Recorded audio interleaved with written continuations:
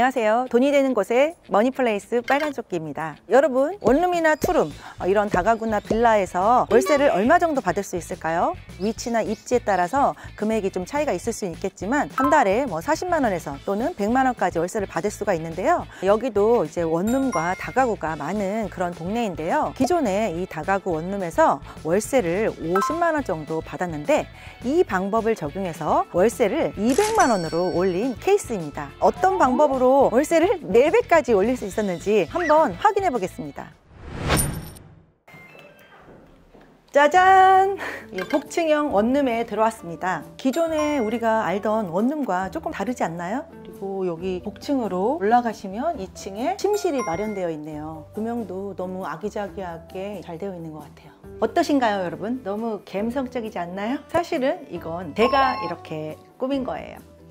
여기는 제가 기존에 운영하는 한 원룸인데요. 원룸에 전세나 월세가 나가고 바로바로 세입자가 들어온 경우도 있지만 한 달, 2달 공실이 계속 생기는 때도 있었는데요. 저는 그동안 전세나 월세가 나가면 2달이 됐든 3달이 됐든 다음 세입자가 들어올 때까지 하염없이 기다리기만 했어요. 부동산에 여러 번 전화를 해서 빨리 나가게 해달라고 이렇게 전화만 했는데 이렇게 공실이 날 때 단기 임대로 수익을 올린다 이런 글을 봤어요. 그 글을 읽고 무릎을 탁 쳤어요.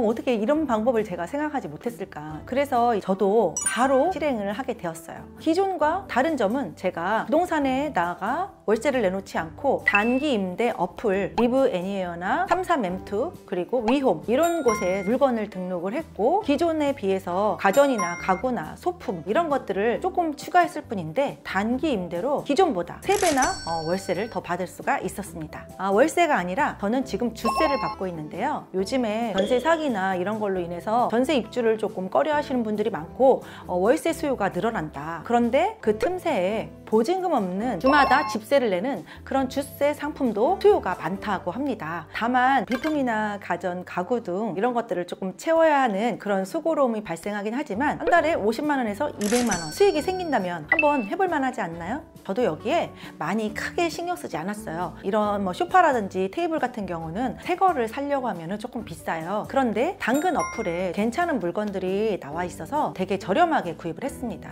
총 한 100만 원 정도 투자를 했는데요. 100만 원을 투자해서 한 달도 안 된 기간에 수익이 무려 200만 원 이상이 발생을 했습니다. 그러면 주 단위 계약도 하고 하니까 그분이 나가면 또 청소는 해줘야겠네요. 청소는 제가 지금 한 지 얼마 안 돼서 그냥 제가 하고 청소하시는 분을 당근 어플에다가 이 동네 지역에 청소하시는 분을 구합니다 해가지고 시간당 비용 책정을 해서 퇴실 시 바로 청소를 할 수 있게끔 세팅을 해놨어요. 대신에 월세는 월세 세입자가 공과금을 다 내는데요. 단기 임대 같은 경우는 계약에 따라 좀 다를 수 있지만 저는 다 제가 부담을 하고 있어요. 공과금을 다 내더라도 기존 월세보다 수익이 훨씬 크기 때문에 저는 앞으로도 만기되는 월세가 있으면 단기 임대로 놓을 생각을 갖고 있습니다.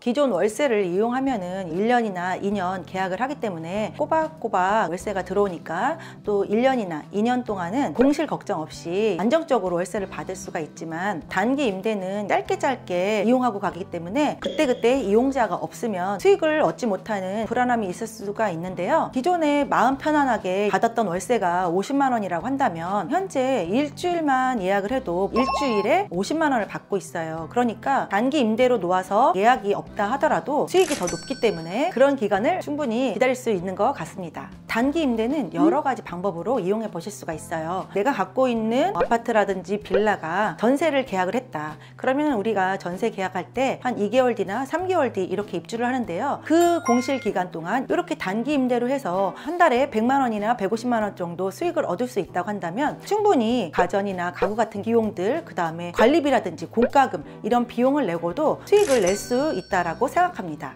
여기는 교통의 입지가 좋다거나 주변에 핫플레이스가 있다거나 그런 입지가 아니에요. 그럼에도 불구하고 플랫폼에 사진을 잘 찍어 놓고 좀 트렌드한 그런 인테리어 요소를 넣고 이곳의 장점에 대한 내용들을 잘 적으면 좋은 지역이 아니어도 수요는 찾을 수 있다고 생각합니다. 또 요즘에 블로그나 인스타그램 많이 하시는데요. 그런 곳에 본인이 운영하는 곳을 홍보를 많이 하시면은 수요는 더 많이 찾을 수 있을 것 같아요.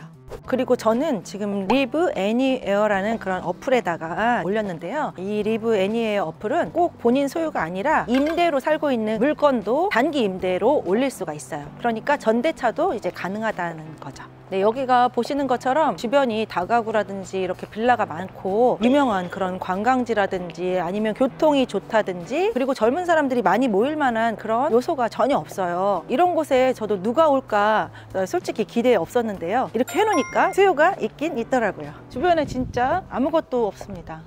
그렇지만 이번 달 만실이에요. 오늘 기존 월세보다 단기 임대를 적용해서 4배까지 받을 수 있는 그런 방법을 한번 알아봤습니다. 단기 임대 어플은 여러 가지가 있는데요. 그 어플마다 가입 조건이나 계약 조건이 차이가 있어요. 그래서 각 어플마다의 차이점과 특징을 잘 확인해 보셔서 적은 돈으로 조금 예쁘게 잘 꾸며놓고 좋은 입지에서만 단기 임대 수요가 많은 게 아니라 그렇지 않은 입지에서도 수요는 나올 수 있으니까 틈새 시장인 단기 임대로 여러분들도 수익을 내셨으면 좋겠습니다. 시청해주셔서 감사합니다. 머니플레이스 빨간조개였습니다.